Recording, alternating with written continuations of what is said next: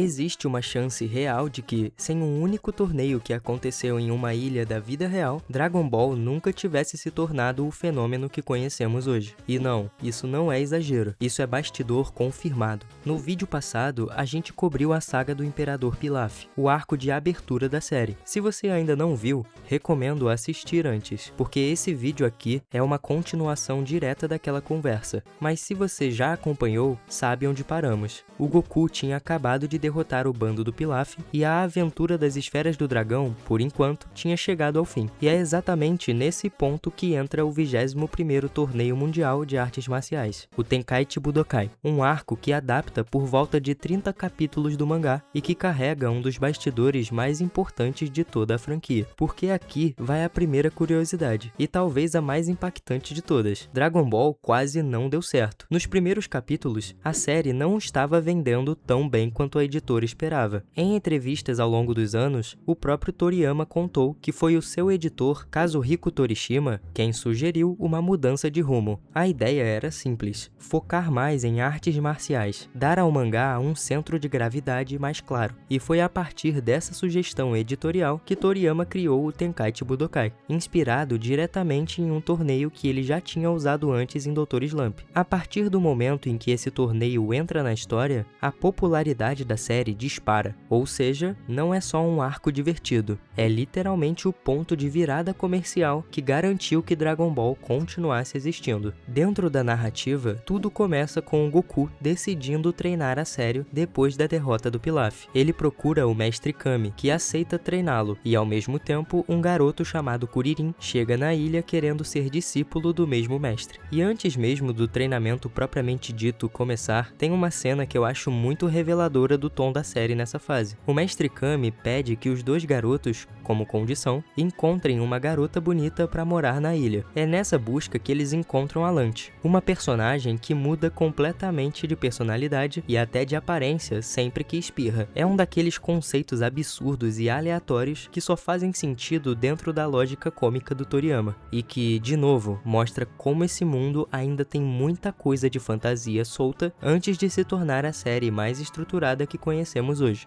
E então começa o treinamento em si, que dura 8 meses inteiros. E esse treinamento não é sobre aprender golpes especiais, é sobre fortalecer corpo e mente através de tarefas absurdas. Entregar leite correndo, arar campo só na força física, nadar em água cheia de tubarão, subir montanhas carregando peso, desviar de abelha gigante e até de dinossauros, procurar uma pedra minúscula escondida numa floresta inteira e carregar um casco de tartaruga pesadíssimo o dia inteiro. Pode parecer só uma sequência de piadas visuais, mas não é. Esse tipo de treinamento tem raiz em métodos reais de artes marciais tradicionais, onde a força vem de fortalecer o corpo inteiro através do trabalho cotidiano, não de repetir golpes isoladamente. E a filosofia do Mestre Kami resume isso perfeitamente numa frase simples: treinem, estudem, descansem, comam bem e aproveitem a vida. O objetivo dele nunca foi formar o lutador mais forte possível a qualquer custo. Era formar um artista marcial completo. E esse detalhe é fundamental, porque é um conceito que Dragon Ball vai reforçar a série inteira, mesmo quando os treinos ficarem cada vez mais absurdos e cósmicos lá na frente. Depois desses 8 meses, todo mundo viaja para a Ilha Papaya, onde acontece o torneio. E o Tenkaichi Budokai tem 137 participantes, que passam por uma fase eliminatória até restarem só 8 competidores. E entre esses lutadores estão nomes que qualquer fã de Dragon Ball reconhece até hoje: o próprio Goku, Kuririn, Yantia, o misterioso Jack Chun e outros como Nan,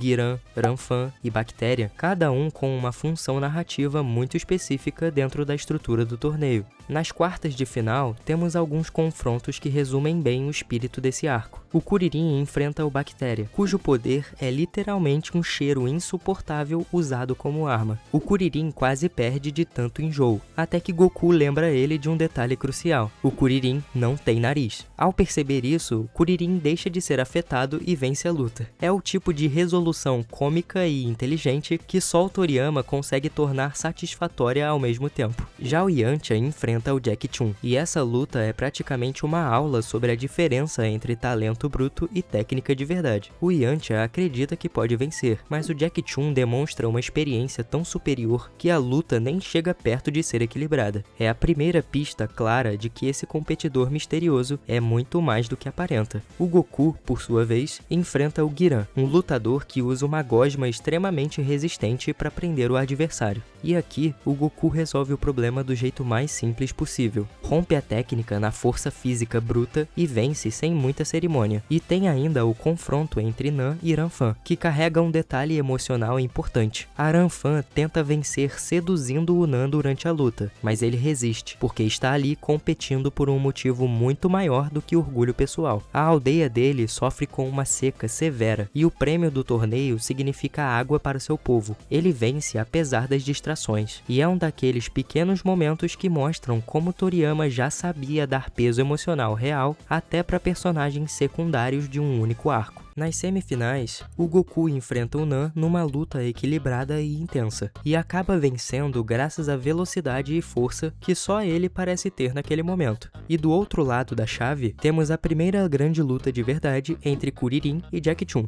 É um confronto simbólico, porque mostra o quanto o Kuririn evoluiu ao longo daqueles 8 meses de treinamento. Mas mesmo assim, o Jack Chun vence com a mesma experiência superior de sempre. E um detalhe é que depois que a luta entre Goku e Nan termina, ele promete ajudar a aldeia do Nan, um gesto que reforça o quanto esse misterioso competidor tem um caráter muito mais nobre do que o disfarce sugere à primeira vista. E chegamos na grande final, Goku contra Jack Chun. Essa é, sem exagero, uma das lutas mais importantes de todo o Dragon Ball clássico. É ali que vemos pela primeira vez, de forma clara e coreografada, técnicas que vão definir a identidade visual da série pelas próximas décadas. Por exemplo, temos a primeira disputa de Kamehamehas. Também temos outras técnicas como o Zanzoken e estratégias psicológicas envolvendo os dois lutadores, tentando ler a intenção um do outro. E durante praticamente a luta inteira, os dois ficam tecnicamente empatados, numa demonstração de habilidade que nenhum dos dois soltou parcialmente contra os adversários anteriores. E é no meio dessa final que acontece um dos momentos mais icônicos de todo o Dragon Ball original. O Goku olha para a lua cheia e se transforma no Ozaru, o grande macaco gigante e descontrolado. O Jack Chun percebe o perigo imediatamente, e para impedir que o Goku destrua tudo ao redor, ele usa um Kamehameha extremamente poderoso para destruir a própria lua. Sem a lua no céu, o Goku volta ao normal, e esse momento é a primeira vez que a série explica claramente a ligação entre o Goku, a cauda dele e a lua cheia, uma conexão que vai ter consequências enormes lá na frente na história. E o detalhe de bastidor por trás disso é fascinante. Segundo o próprio processo de criação da obra, essa foi uma resolução bastante improvisada, pensada para resolver um problema imediato de roteiro dentro da luta. É engraçado pensar que um dos momentos mais marcantes visualmente do Dragon Ball original nasceu de uma necessidade prática de escrita e não de um planejamento cuidadoso de longo prazo. E isso é muito Toriyama, como já vimos no vídeo passado sobre o estilo dele de escrever sem grandes planos fixos. Depois de gastarem praticamente toda a energia, Goku e Jack Chun partem para um último ataque, e os dois caem ao mesmo tempo, completamente exauridos. O Jack Chun consegue se levantar só um instante antes do Goku, e por essa margem mínima, o resultado final fica assim: Jack Chun campeão e Goku vice-campeão. E aqui entra outro bastidor essencial para entender essa decisão. O Toriyama não queria que o Goku fosse campeão logo no primeiro torneio. Se isso acontecesse, o protagonista perderia algo essencial para o resto da história, um objetivo claro de continuar evoluindo, continuar buscando ficar mais forte. Por isso, o mestre Kami cria a identidade de Jack Chun, especificamente para entrar escondido na competição e, de propósito, impedir que seu próprio aluno vencesse cedo demais, ensinando uma lição que vai acompanhar o Goku a série inteira. Sempre vai existir alguém mais forte que você. E esse não é um caso isolado. Toriyama tinha um hábito declarado de fazer o protagonista perder ou passar por dificuldades reais, porque preferia surpreender o leitor em vez de entregar vitórias previsíveis o tempo tempo todo. Esse padrão é tão consistente que o Goku só vai conquistar seu primeiro torneio mundial muitos anos depois, lá no 23º torneio. Pensa nisso, o cara que a gente associa hoje ao maior guerreiro do universo passa vários torneios sem levantar um único troféu. E isso é proposital, é construção de personagem através da frustração controlada. Sobre o Jack Chun especificamente, tem uma curiosidade que os fãs adoram debater. Embora o Toriyama nunca tenha confirmado em todas as fontes disponíveis que o nome é uma referência direta, ele afirmou repetidas vezes ao longo dos anos que era fã declarado dos filmes de Jackie Chan, principalmente Drunken Master, conhecido por aqui como o Mestre Invencível. E essa influência não é só estética ou de nome. Os filmes de Jackie Chan, com aquela mistura de comédia física e artes marciais técnicas, foram decisivos para moldar o tom que Toriyama queria dar pro Dragon Ball desde o início. Tem ainda um detalhe de bastidor mais visual, que eu adoro mencionar porque muita gente não sabe. Segundo materiais oficiais da franquia, a ilha onde acontece o Tenkaichi Budokai foi inspirada em Bali,